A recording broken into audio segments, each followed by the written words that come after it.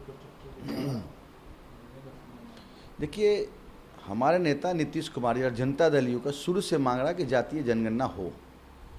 आपको मालूम हुआ कि दोनों सदन से पास है कि जातीय जनगणना पर सभी की सहमति बनी थी। अभी हाल ही में हमारे राष्ट्रीय अध्यक्ष आदरणीय राजीव रंजन सिंह के नेतृत्व में एक प्रतिनिधिमंडल केंद्रीय गृह मंत्री से मिले।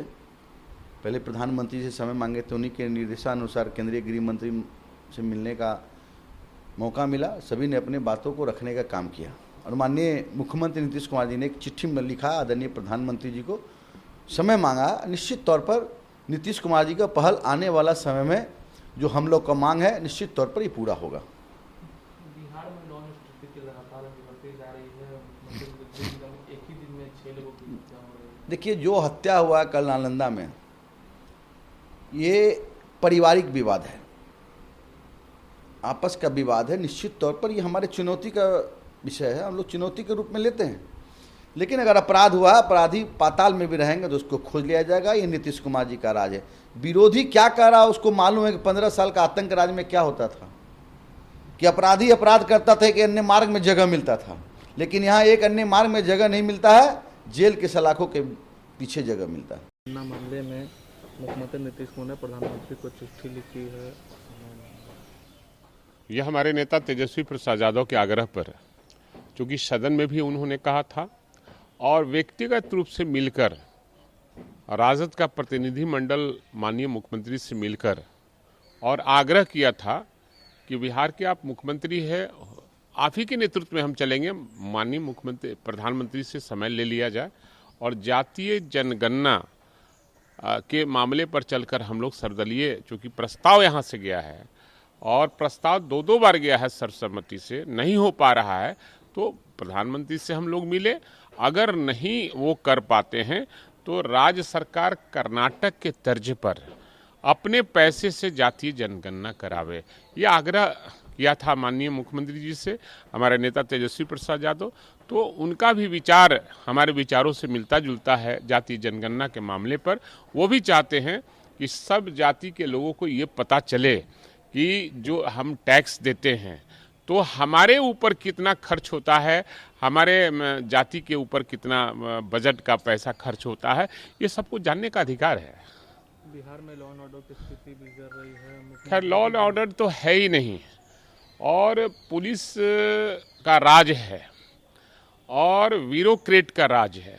अगर पॉलिटिकल लोग का राज रहता तो जो जिस तरह से निर्मम हत्या हो रही है, एक ही परिवार के 6 आदमी की हत्या हो जा रही है, कहीं बाप बेटे की हत्या करा दे रहा है, हत्या पर हत्या चल रहा है, बलात्कार, सामूहिक बलात्कार चल रहे हैं, तो यहाँ राज नाम का, राज्य सरकार नाम का कोई चीज़ नहीं है, ब्यूरोक्रेट का राज है।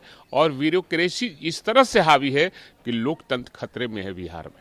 नवल किशोर यादव जी, कास्ट सेंसर मामले में मुख्यमंत्री नीतीश कुमार ने प्रधानमंत्री को चिट्ठी लिखा और मिलने का समय मांगा, कैसा लगता है? नहीं, ये तो लोकतंत्र में सबको अधिकार है अपने विचारों को रखने का, अपने विचारों को प्रस्तुत करने का और प्रधानमंत्री जी से मिलने का, समय मांगने का, ये सबको अधिकार है। और बिहार के मुख्यमंत्री हैं, ये अपनी बातों को रखे होंगे। देखिए, हमारी पार्टी का विचार और उनकी पार्टी का विचार दोनों अलग अलग है, इसीलिए दोनों अलग अलग पार्टी है। कुछ विचारों पर, कुछ मुद्दों पर हमारा साझा समझौता है, उसी आधार पर आज तक लंबे समय से चल रहा है। लेकिन सारे विचारों का मतलब यह नहीं कि हमारा जो विचार होगा वही उनका विचार होगा। अपना अपना स्वच्छंद विचार है, इसलिए बात कर सकते हैं। बिहार में लॉ एंड ऑर्डर की स्थिति बिगड़ती जा रही है। नालंदा में एक ही परिवार के 6 लोगों की हत्या हो रही है। इसमें लॉ एंड ऑर्डर का कोई मामला बहुत नहीं बनता है जब आपका पारिवारिक आदावदी हो और इंटेंशन क्लियर हो कि हमको इस तरह की घटनाएं घटानी हैं, दबाव बढ़ाना है परिवारों पर, तो इस तरह के घटनाएं घटती है। जो नालंदा का मामला है वो 2 परिवार का मामला है, 2 जमात का मामला है और उसमें पुलिस भी कोई कुछ नहीं कर सकती है। घर के लोग कुछ नहीं कर सकते हैं तो पुलिस भी नहीं कर सकती है। पुलिस इस तरह के जघन्य अपराध होने के बाद ही इंटरफेयर कर सकती है। ये चूँकि ज़मीन का मामला है, जोरू ज़मीन का मामला जब होता है तो वो पता नहीं चलता है, किसी को पता नहीं चलता, और एक एक व्यक्ति के शरीर में कोई पुलिस नहीं बांधा जा सकता है।